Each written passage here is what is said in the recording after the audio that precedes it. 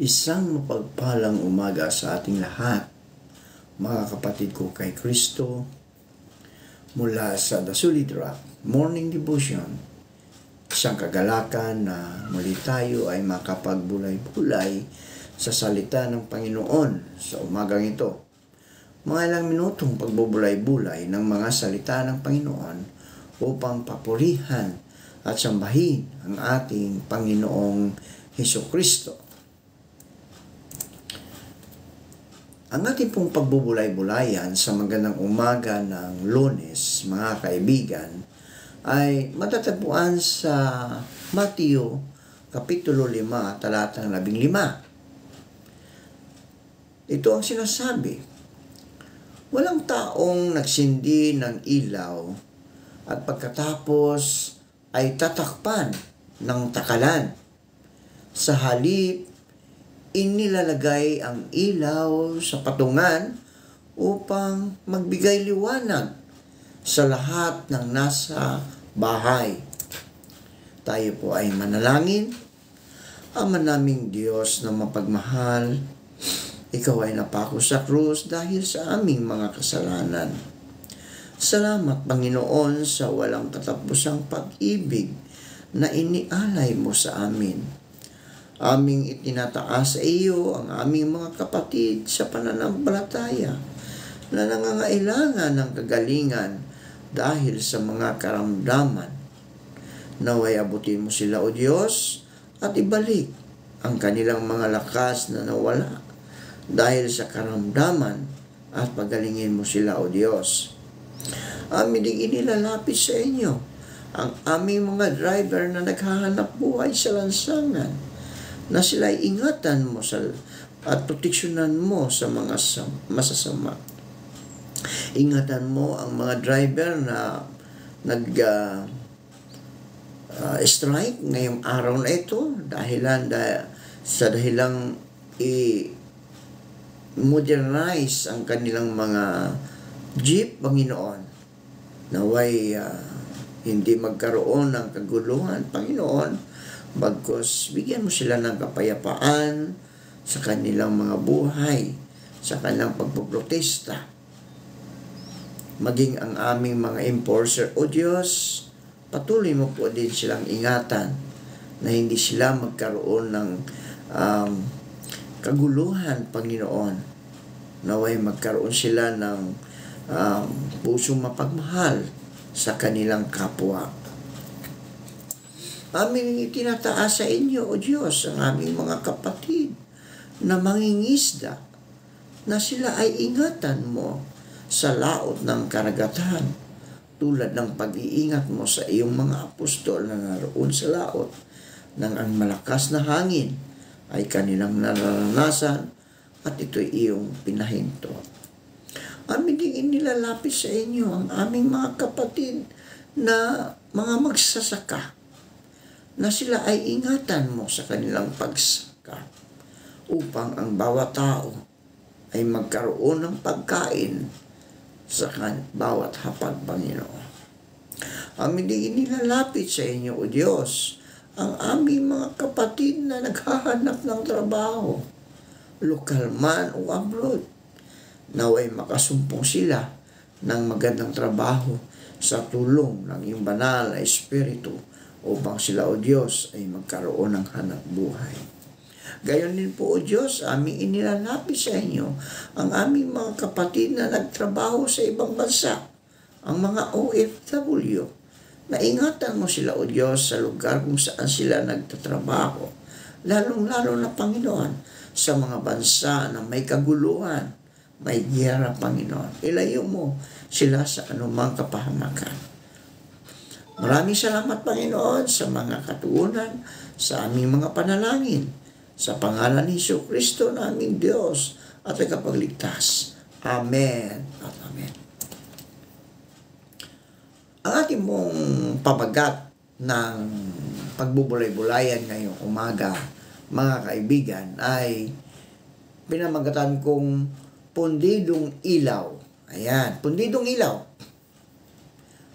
Darating talaga ang panahong mapupundi ang mga ilaw. Masasadlak tayo sa dilim? Posible ba na marating natin ang lugar na ating patutunguhan sa isang madilim na kapaligiran? Mararating kaya natin ang ating destinasyon kung walang liwanag at wala kang makita? Araw-araw ay sinusubok tayo sa buhay, mga kaibigan, di ba? Tayo ay may sariling ilaw na kapag napundi, alam mo pa ba kung ano ang gagawin mo? Narinig ko sa isang humilya ng isang kilalang obispo sa larong pukpuk palayo. Naalala raw niya ang kanyang kabataan na ang larong pukpuk palayo ay tatakpan ang ating paningin at magiging madilim ang ating kapaligiran.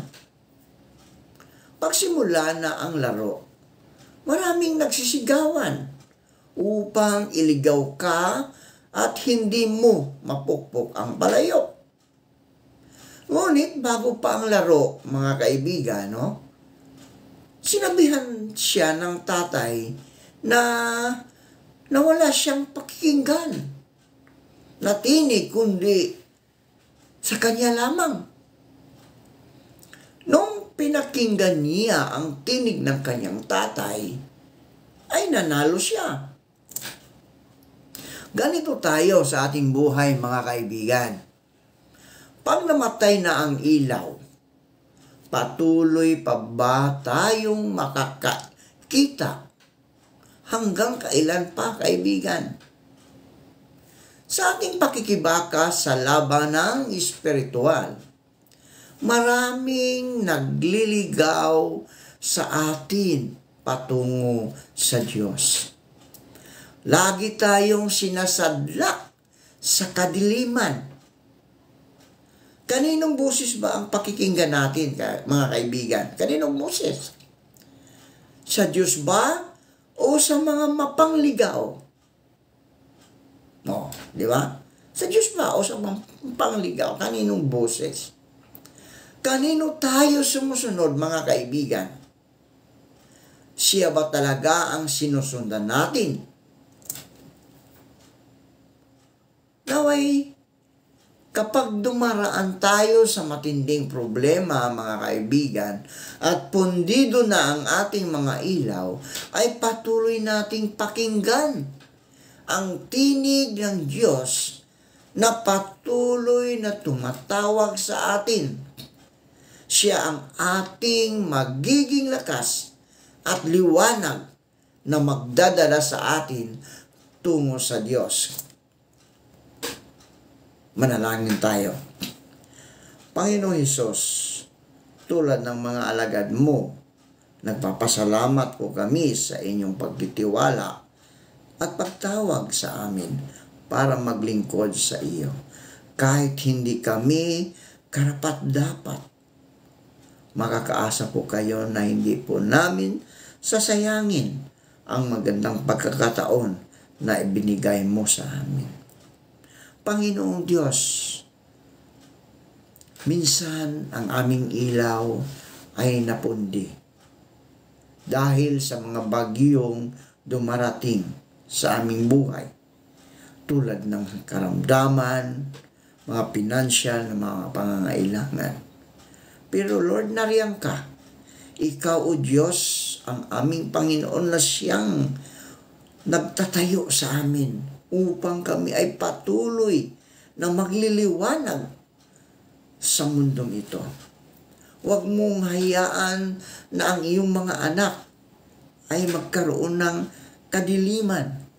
Bagkus, Panginoon, bigyan mo sila ng liwanag upang ang mundo, ang kapaligiran ay magliliwanag at makita nila ang kapayapaan sa kanilang mga buhay.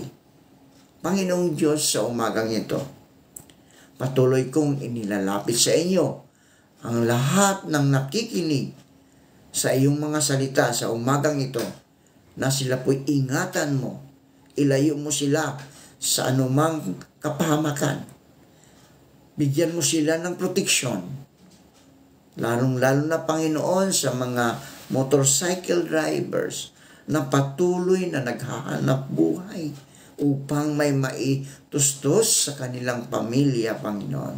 Ingatan mo sila, ilayo mo sila sa anumang mga disgrasya, Panginoon. Tulungan mo sila upang makaahon sa lahat ng kanilang mga pangangailangan. Maraming salamat po, Panginoon.